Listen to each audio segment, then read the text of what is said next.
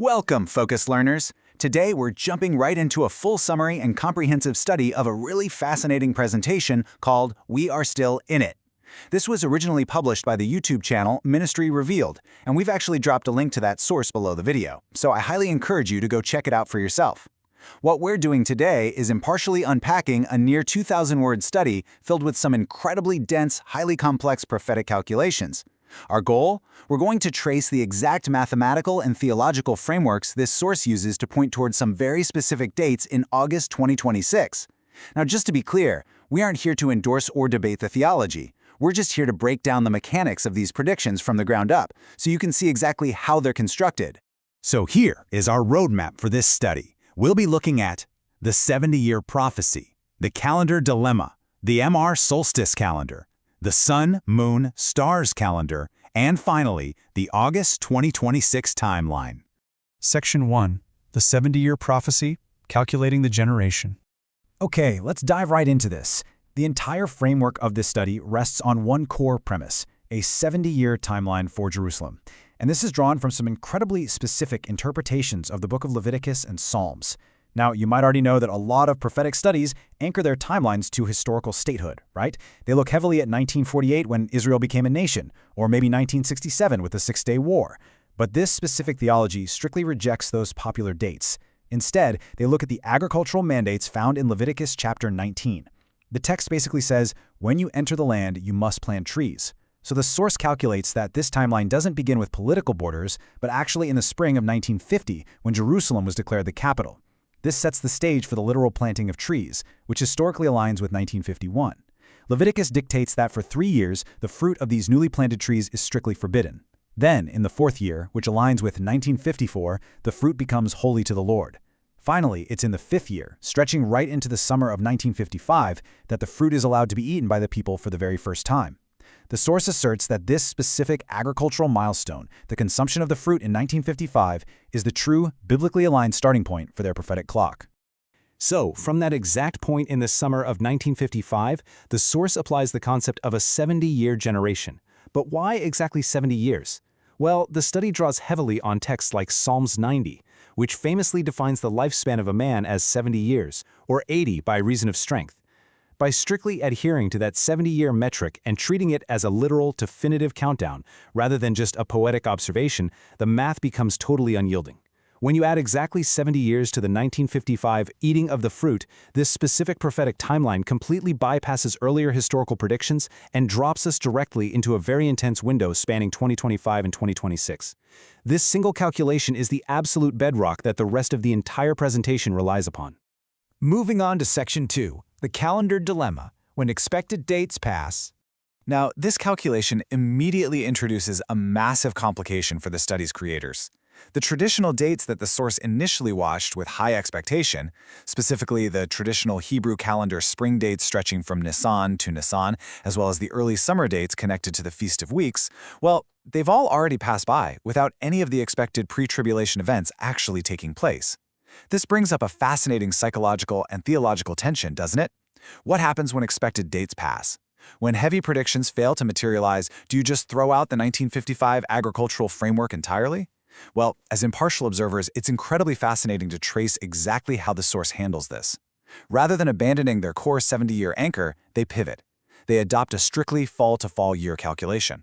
And they argue this isn't arbitrarily moving the goalposts. Rather, they see it as recognizing a biblical necessity based on other scriptural clues that simply haven't been fulfilled yet. So the crucial point here is how the source interprets Zechariah chapter 7. They see it as a ticking clock that is rapidly running out of time. The ancient text in Zechariah mentions fasting and mourning in both the 5th and 7th months for a period of exactly 70 years. The study maps these ancient fasts directly onto our modern calendar. They point out that the 3rd of Tishri, the traditional fasting for the 7th month, was already observed at the start of this current yearly cycle. Then the 9th of Av, the fasting for the 5th month, was just recently observed in July 2026.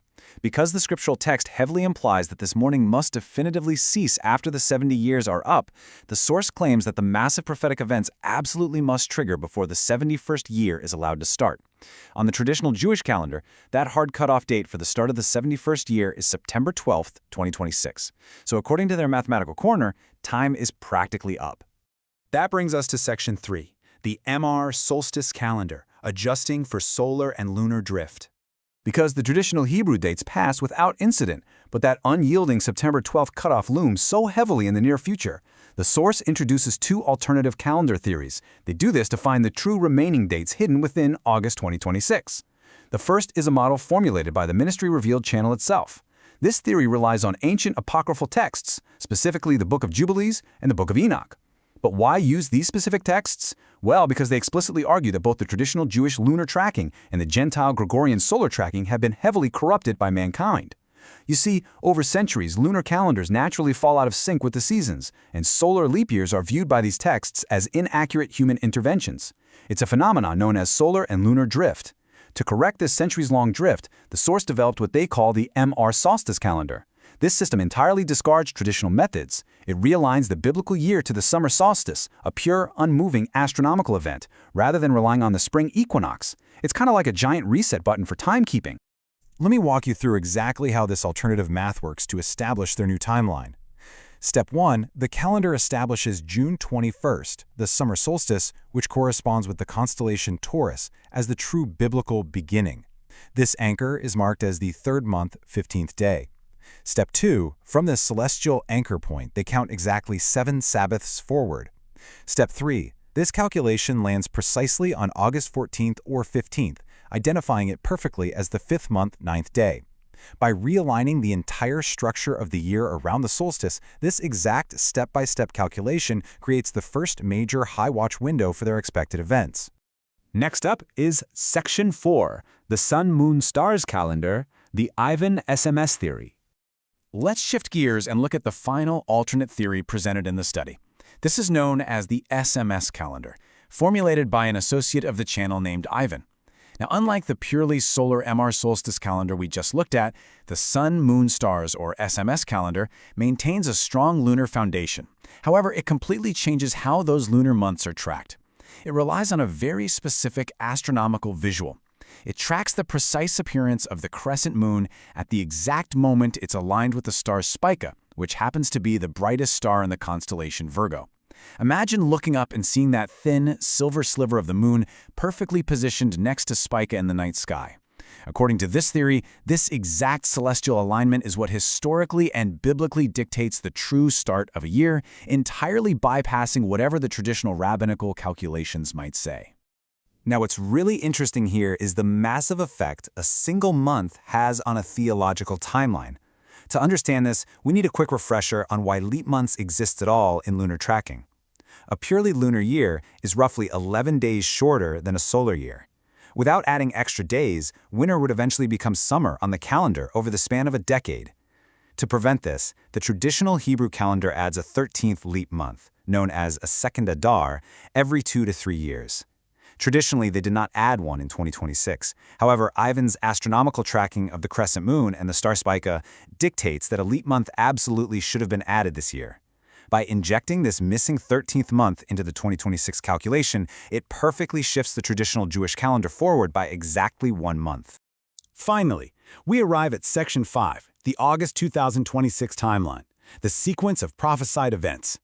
When we synthesize all of these complex astronomical models, the scriptural calculations, and the apocryphal calendar corrections, the study's ultimate conclusion comes into sharp focus, defining an intensely narrow window of time. Because the traditional dates have passed, we're left with 2 highly specific target dates.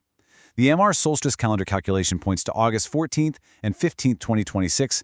Meanwhile, that 1-month shift of the SMS calendar points to August 21st and 22nd.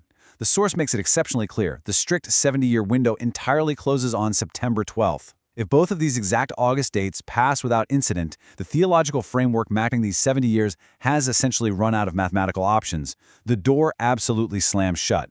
And this brilliantly illustrates the exact sequence of catastrophic events the source believes must trigger on one of these 2 precise August dates. This isn't just a quiet transition. It is a massive, world-altering prediction broken into 4 distinct phases. Phase 1 is the Pre-Tribulation, where they believe tens of millions of people, specifically targeting a number around 144 million globally, will instantly vanish.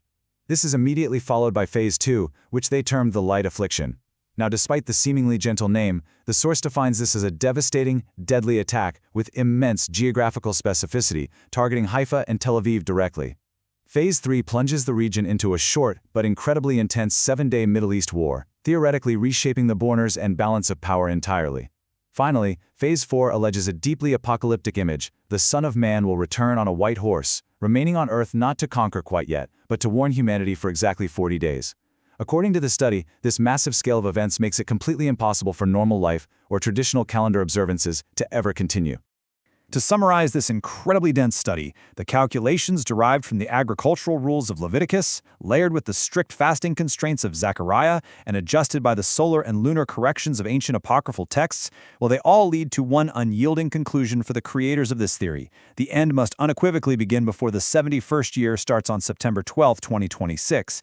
This forces all of their prophetic expectations, their mathematical models, and their astronomical alignments squarely into the remaining weeks of August. Which leaves us with a truly compelling thought. Human history is deeply intertwined with the desire to decode the mysteries of time and prophecy. But if August 2026 passes quietly, if the rigid mathematical constraints of this specific 70-year window simply expire at the September 12th cutoff, how will these ancient texts be reinterpreted next? Thank you for joining me, the Focused Learner, for this full summary. It's absolutely fascinating to unpack how these complex frameworks are built from the ground up. If you want to dive deeper into this presentation, remember that a link to the original source is right below the video. Keep learning, keep questioning, and I'll see you in our next study.